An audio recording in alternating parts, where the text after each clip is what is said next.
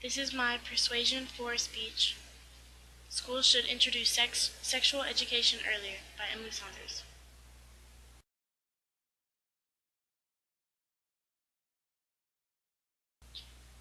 Nowadays, many girls and boys are physically maturing faster than the previous decades.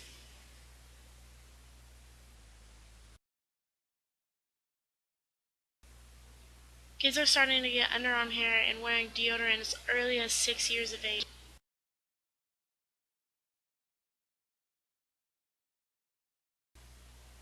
Girls are starting to wear bras at 9. When I was in elementary, I think the earliest classmate that started wearing a bra was probably about 6th grade, 5th or 6th grade. Now they're starting at 3rd grade, 4th grade, and even 2nd grade.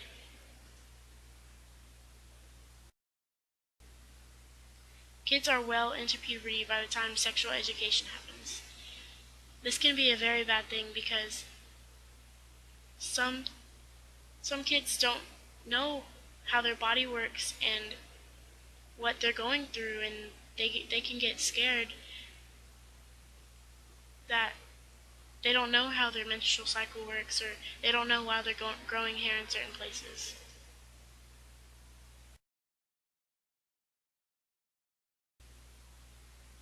Most schools teach hygiene and nutrition at an early age, but no sexual education until 5th grade.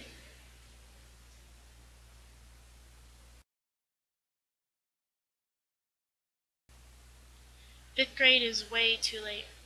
Can you imagine being well into puberty and already had your period, or started growing hair places and started getting BO for 2 or 3 years already, and they introduce sexual education to you? You would already know the material, so it's pointless. You were already scared because you didn't know what was going on and you had to figure it out yourself. Kind of resent the fact that they didn't teach it to you earlier.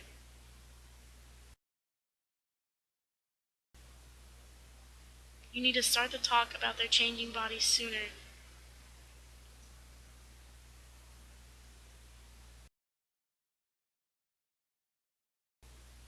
Most parents are scared to talk to their children about their changing bodies and don't know when or how to do so. This is a common fact with many parents. They don't know how to approach the subject, and most of the time they wait for their child to approach them about it. But nowadays, children aren't going towards their parents, they're looking for guidance from their friends.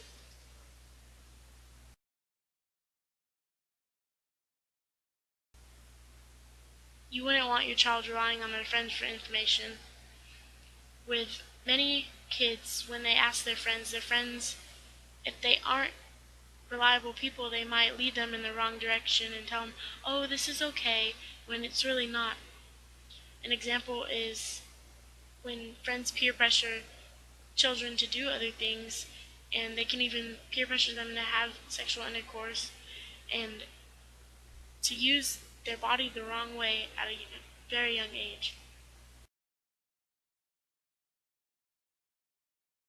Making the transition easier means bringing sexual education in schools earlier.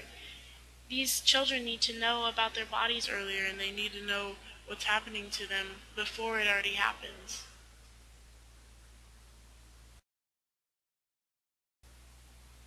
They need to be taught in a controlled environment where the adults can control what the children are learning, and they need to know that the children are learning facts and not just persuasion from their peers. In a district of Chicago, they have started teaching sexual education as early as kindergarten.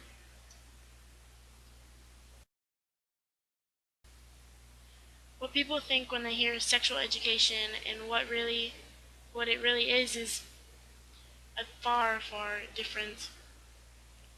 You might hear, oh, kindergarten and sexual education, oh my god, that is so taboo. But the fact is that these children need to know at an early age. And they're not learning about intercourse right away, and they're not learning about the scientific terms for penis and vagina and your reproductive organs. They're not having to memorize these things or learn the scientific names. They're just being taught the basics so they can progress over time instead of being slammed with a bunch of information in fifth grade about your body that you've already experienced. Sexual education in the district is tailored to each group level instead of being taught abstinence as the norm.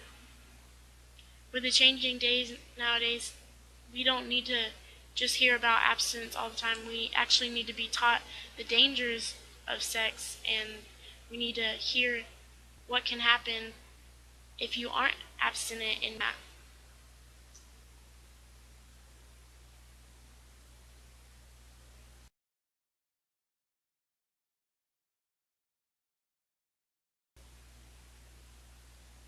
When you start in kindergarten, you just begin with, this is my body, and the difference between good and bad touch, and that living things do reproduce in a simplified form. And they talk about family, their feet.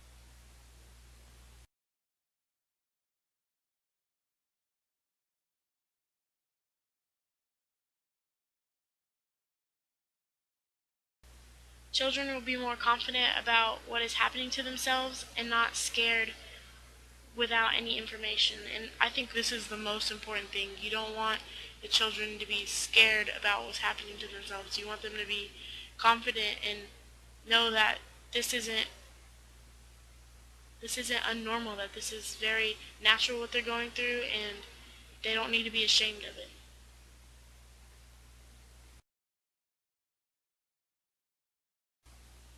These are my sources.